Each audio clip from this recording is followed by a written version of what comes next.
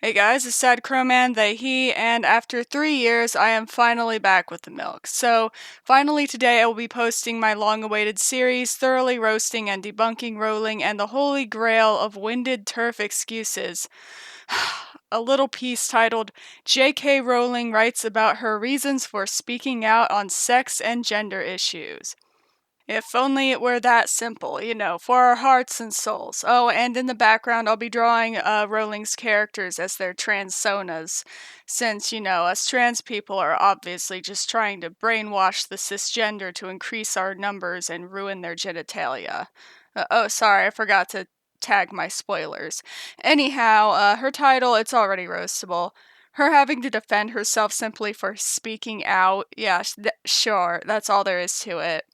It's not blatantly obvious she's trying to diminish what she's done or anything like that. She's like, all I did was use my words. Why are people so madsies? Also, writing in third person isn't going to trick anyone into thinking this has been peer reviewed by anyone other than a panel of yes men. This generation of youth cares more about authenticity and trans rights than those before, and aren't as likely to conflate free speech with hate speech. So, as I'm sure you figured out by now, this paper was not written for this generation. It wasn't even written with this generation in mind. I think a more accurate title would be Once Beloved Children's Authors Attempt to Brainwash White Suburban Moms into thinking she isn't all that bad, so they keep buying the new editions of the books they already own. I wonder why she hasn't written a children's book since the 2000. Yeah, I forgot about that one. I think everybody did, actually. So, what are we going up against today exactly? So, this essay, it's about 12 pages long in standard format, it's garbage, and I'm going to use my knowledge of psychology mostly to rip apart the entire thing for your amusement. Her persuasive essay is full of logical fallacies, Orwellian doublespeak, uncited claims, and unexplained points, and despite having all the influence of a billionaire-ish children's author who may as well have raised me, she also has the nerve to use her status as a sexual assault survivor as a weapon to put down trans people, which is disgusting, and I say this as a survivor and also as a trans person. Also, every time she comes close to making a point that would prove she's transphobic or a terf or whatever, she uses vague language to confuse. So listen carefully when I read her statements and see if you can catch the same things I do, or even things I didn't. To distinguish between our commentaries, I will be using talentless voice acting because it's what she deserves. Warning. The below content is not appropriate for children. Please check with an adult before you read this page. To go back to the children's page, please click here. Funny she's beginning it with a warning, since she posted vitriolic transphobic comments on her Twitter in between tweeting art from her fans who were children.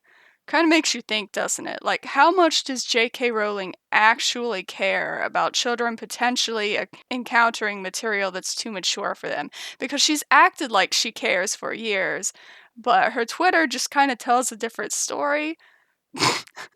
Oh, man. Okay, anyway. This isn't an easy piece to write for reasons that will shortly become clear, but I know it's time to explain myself on an issue surrounded by toxicity. I write this without any desire to add to that toxicity. Apology not found. You see, nobody wants an explanation. You give a writer in the hot seat a keyboard and an hour alone, they will lie. And that is, as you'll find out, exactly what she does throughout this whole paper, starting now. For people who don't know, last December, I tweeted my support for Maya Forstater, a tax specialist who had lost her job for what were deemed transphobic tweets. She took her case to the Employment Tribunal, asking the judge to rule on whether a philosophical belief that sex is determined by biology is protected in law. Judge Taylor ruled that it wasn't. We're just getting started and she's already lying. I already explained in my first J.K. Rowling video why this is a lie. I actually read a transcript of the case. That is not at all what happened. But to recap, it's not just a couple of tweets about biological sex getting someone fired. Maya did not lose her job. She was an independent contractor who was not rehired because she was actively misgendering people. So the company decided not to hire her again once her time with them expired on its own. Maya tried to argue that being transphobic should be protected under philosophical belief, and thus they should be forced to rehire her, which is about the dumbest thing I ever heard, and I can't believe she thought it would work. And then JoJo misrepresents the case on Twitter to make it sound like an attack on women. And she's doing the exact same thing here. Do not fall for it. Speaking of legal matters, a show of hands, how many of you would like to sue J.K. Rowling for wounding your inner child? Well, we can only dream about that, unfortunately, but how many of you have been personally injured by somebody else? Don't feel bad for suing. If Maya Forestater can sue for something that ridiculous, surely you deserve to be heard about your personal injury.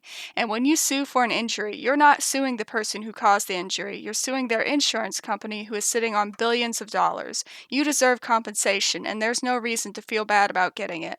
That's what court was made for, after all, not those silly shenanigans. Morgan & Morgan is America's largest injury law firm. With over 100 offices across the country, more than 800 lawyers, and 4,000 case staff ready to fight for you, size really does matter.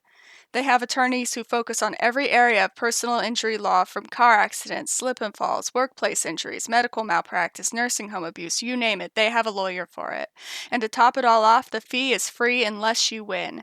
That's right, you don't need to have a lot of money to sue. All of Morgan & Morgan's paperwork, research, expert witnesses, negotiations, and court hearings will be free of charge unless you win. If you've ever been injured in an accident, you can check out Morgan & Morgan. Their fee is free unless you win. For more information, go to forthepeople.com/thecrow or dial pound law, LAW, that's pound 529 from your cell phone. Sorry to say we're going to take a break from this ad because it's J.K. Rowling's turn to talk now. My sincerest apologies, I know how grating she can be, but if it gets to be too much, you can always pause the video and check out Morgan & Morgan. My interest in trans issues predated Maya's case by almost 2 years, during which I followed the debate around the concept of gender identity closely. I've met trans people and read sundry books, blogs, and articles by trans people, gender specialists, intersex people, psychologists, safeguarding experts, social workers, and doctors, and followed the discourse online and in traditional media. What a humble brag, wow. I'm not getting the impression she's trying to impress us or anything. I believe this text here is meant to combat the common assertion that she didn't do her due research, and I say this because it was frequently brought up in the top tweets in her replies, so she no doubt has feelings about it. And I would like to confirm that, yeah, she really didn't do her research. You see, there's this fallacy that people can learn just by, reading a lot, but it's not that simple. First of all, reading something, that doesn't mean you necessarily know what you're talking about. It just meant that it was once in your working memory and has likely disappeared unless you were a very active reader. To illustrate this, what's the last thing you Googled? Do you remember everything you thought you learned before? Probably not, unless you've read it 6 times before, because learning requires focus, repetition, and commitment. And of course, an unbiased mindset. You can't just read and memorize, you have to read and memorize correct material, or else your education is no more valuable than the content you consumed. And as I continue to analyze this essay, it will become all the more apparent that she has no clue what the hell she is talking about. At best, she just looked for information that she thinks will make it permissible to exclude trans people from women's spaces, aka a logical fallacy called confirmation bias. Also, the fact that she read the writing of trans people does not impress me in the slightest, because not every trans person speaks for all trans people. We are not a hive mind, okay? We all each have our own different opinions about various topics. So this is already giving me the impression that she's prioritizing the words of trans people with internalized transphobia over those with a healthy self-esteem. Spoiler alert, the rest of this essay will prove me right. On one level, my interest in this issue has been professional because I'm writing a crime series set in the present day, and my fictional female detective is of an age to be interested in and affected by these issues herself. But on another, it's intensely personal, as I'm about to explain. Okay, so disclaimer, I didn't read her book. I read a summary of her book. But okay, so for those of you who don't know what she means by her main character supposedly being quote unquote affected by these issues, since she glossed over that like we're too stupid to notice, this is apparently relevant because she decided to write a book where the villain is a cross dressing Muslim serial killer who pretends to be a woman so he can murder them. Because we just didn't have enough problems in the world without this piece of storyline. Thanks a lot, Rowling. Now, I'm not an expert on Islam or the issues surrounding it. All I did was take a class on it. But as far as the cross dressing serial killer thing being somehow connected to trans people, I can give you some insight on that. She's pretty much confirming here that she sees trans women as cross dressers by conflating the two. Because the villain is not transgender like she's implying here in this essay. The villain is a cross-dresser. Those are two very, very different things. So no, her main character is not affected by trans women asking to be called by their preferred pronouns or using public restrooms. Now, Rowling's novel has been defended for its plot with comparisons to Silence of the Lambs, and for those who need a refresher, the villain of Silence of the Lambs liked to cross-dress, but the narrative went out of its way to let us know he wasn't transgender and that him building a woman suit out of woman was for sexual gratification, which is still a problem because it's connected to this theory called autogynephilia. But wait a minute, what was the release date of Silence of the Lambs? That's right, February 14th, 1991, so it's just a few months older than me. I'm 31 years old. So, Silence of the Lambs did a pretty good job for the time it was made in. I could have obviously done without the autogynephilia plotline, but at least by refusing to allow the cross-dressing villain to use transgender people to justify his crimes, that's pretty ace for the 90s at least. But J.K. Rowling, this is a modern book. And she did not do a good job by today's standards. In fact, I'd argue she did worse. And not just because it was written today, but because if you conflate cross dressing with transitioning genders and then throw in murder and a religious minority that's also associated with a region the Western world is at war with to boot, it almost sounds like she's trying to paint trans people in a certain light, don't you think? Because I promise you, as a writer, that story could have been told without any of that. To clarify what I'm personally okay with in stories, I'm cool with murders, cross-dressing for a ruse. That's fine, I don't care. What I'm not cool with is conflating a serial killer's ruse with trans women, especially not since they're already so more marginalized, and are far more likely to be murdered than murderers. Like, look up the statistics. They are wild. Trans women have it rough, okay? Okay, so I'm getting kind of bored with the voice I gave Rowling, so I'm going to go with a really heavy redneck accent. Let's switch it up. All the time I've been researching and learning, accusations and threats from trans activists have been bubbling in my Twitter timeline. This was initially triggered by a like. When I started taking an interest in gender identity and transgender matters, I began screenshotting comments that interested me as a way of reminding myself what I might want to research later. On one occasion, I absent-mindedly liked instead of screenshotting. That single like was deemed evidence of wrongthink, and a persistent low level of harassment began. So my instincts are so calling bullshit on this. If you accidentally like something, there's like a really easy solution where you can unlike it. It doesn't even take a full second. If this were Instagram, I might have believed her, but it's not as easy to accidentally hit that tiny heart on a tweet as it is to accidentally double tap a picture while scrolling. And I have ADHD. I do all sorts of things absent-mindedly, and liking a tweet has never been among them.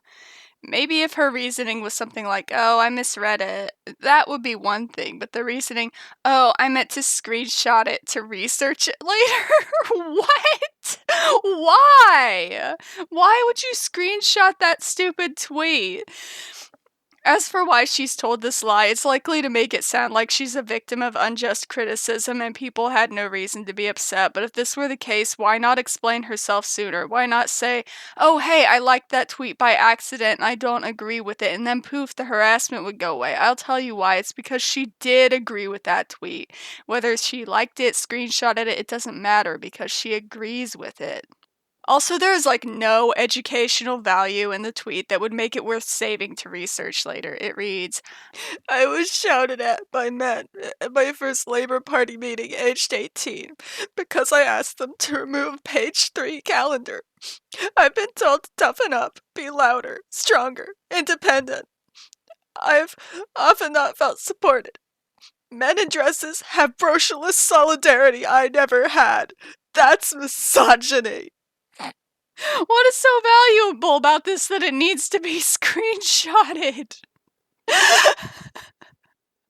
If you look at other tweets from that user for context, it's blatantly obvious that it's just a terf whining and misgendering trans women. So if J.K. Rowling liked this tweet, which she did, it was almost definitely for relatability. Or maybe it really is an accident, but that brings up a new question. How the hell did she encounter this stupid tweet to begin with to accidentally like it? It's worth noting that the tweet was not tagged, okay? But in order to have liked it, Rowling would have had to have encountered it somehow. But where? What kind of page was she on where she encountered this tweet? You get my point.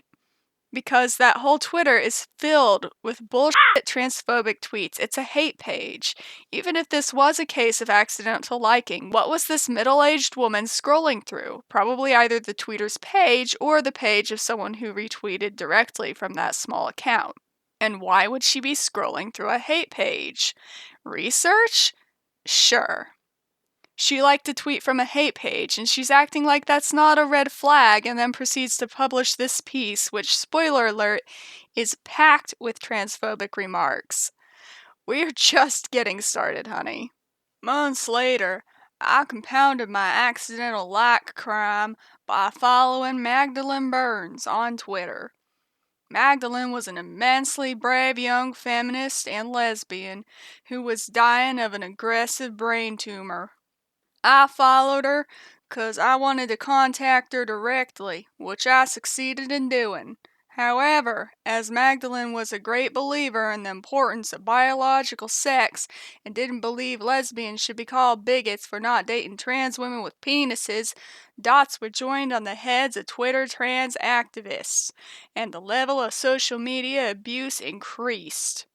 So, much like how she misrepresented Maya Forstater, she's here painting the most sympathetic portrait of Magdalene Burns she possibly could, bringing up her cancer and chalking up her transphobia to caring about biological sex and not wanting to date a pre-op trans woman. How virtuous of Rowling. She must really love LGBT people, because she followed a lesbian who openly hated transgender people. Speaking of which, what does the T in LGBT stand for again? Trans something.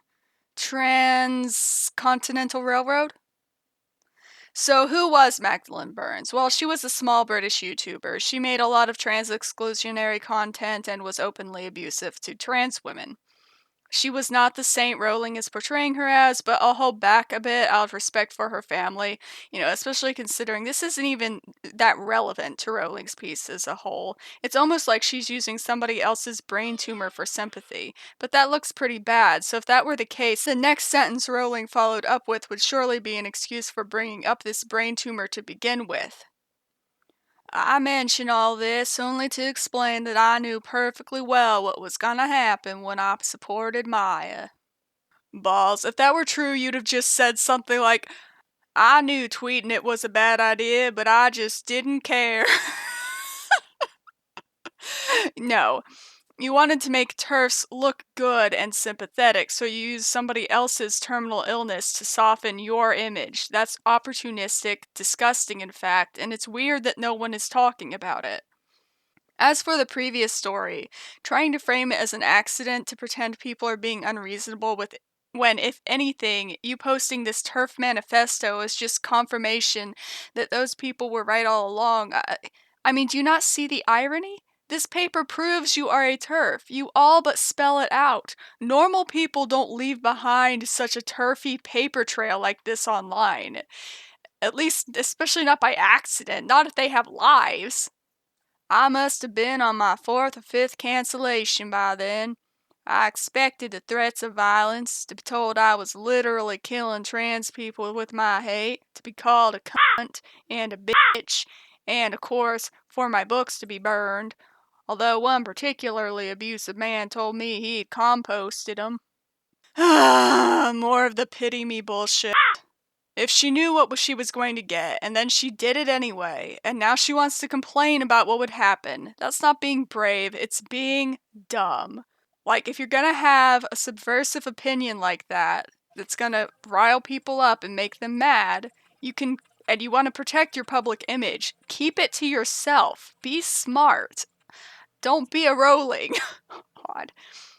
Also, good on the guy who composted her books. It's a lot better for the environment than setting them on fire, which is what I would be doing if I wasn't still too busy trying to process how something so influential on me could be so cursed 20 years later. There goes all my happy memories.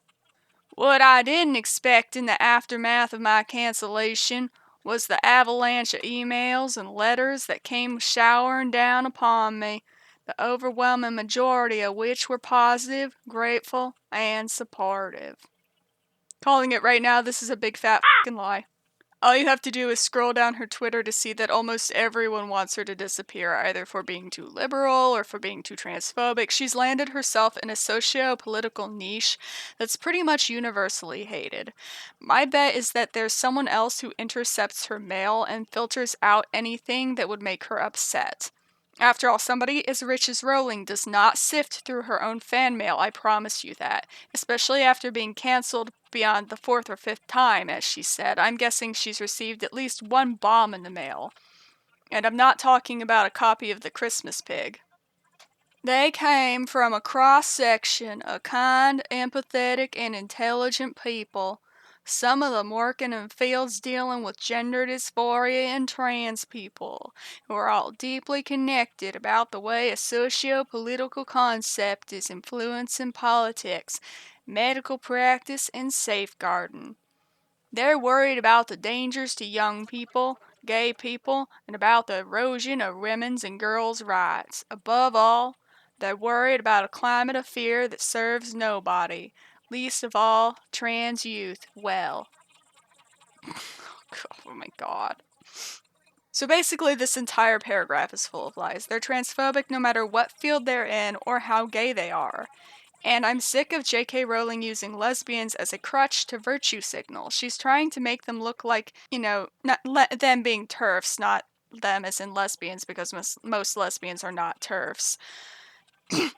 She's trying to make terfs look like the good, reasonable people here by pointing out how kind the terfs were to her and how rude trans activists are to her. But what she's leaving out is that terfs are nice to her because she's one of them, but are known to regularly harass trans people and try to prevent them from getting rights. Which is why some trans people are rude to Rowling. This rudeness isn't coming out of nowhere. It's because the harassment and the gatekeeping trans people have received from these trans exclusionary people. It hurts us. But I don't suppose she cares about that, since she has not once spoken out against it. Also, it's pretty easy to miss, but she asserts at the end of this paragraph that trans rights are actually hurting trans people. It's a pretty remarkable statement that requires clarification, so by all means, you'd think the next paragraph would be her explaining why trans rights are hurting trans youth, correct? I'd stepped back from Twitter for many months, both before and after tweeting support for Maya, 'cause I knew it was doing nothing good for my mental health.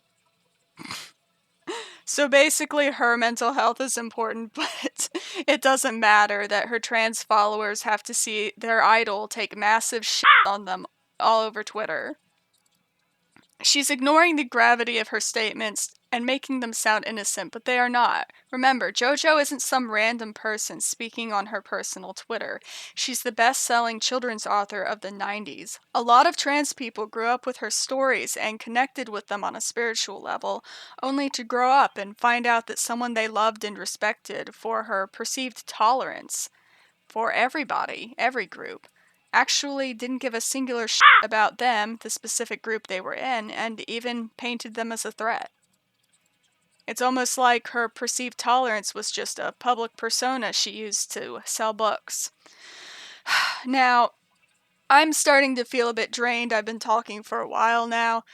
And this is a sad topic for me because, I was one of those kids who looked up to Rowling a lot growing up. But still, it is because of that that I look forward to continuing this JK roasting again another time. If you want to see more of this content, please subscribe. And as always, please rate and blessed be, motherfuckers. See y'all.